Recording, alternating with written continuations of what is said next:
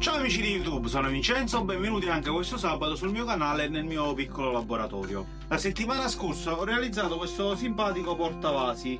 Se ve lo fosse perso vi lascio il link qui in alto. Oggi, per completare il servizio, andrò a realizzare delle simpatiche etichette identificative.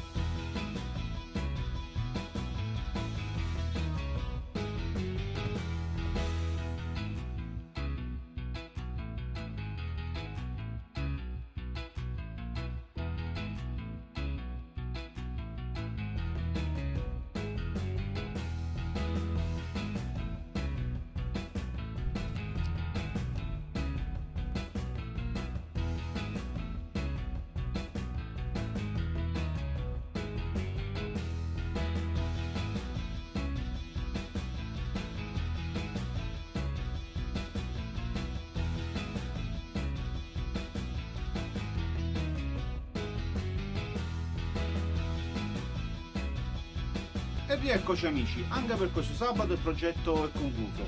Avete visto come sono simpatiche queste etichette identificative delle piantine? Poi con questo effetto vintage un po' rovinato sui bordi, sono veramente molto simpatiche. Se vi è piaciuto questo progetto fatemelo sapere, se non siete iscritti al canale iscrivetevi e ricordatevi sempre del giveaway della troncatrice a 1000 iscritti.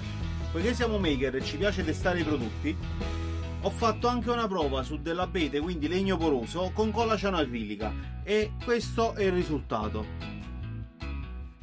L'importante è mettere poca colla e non far impregnare troppo il lato posteriore della carta, se no diventerà difficile da rimuovere. Che dire di più, anche per questo sabato è tutto, ci vediamo sabato prossimo, ciao!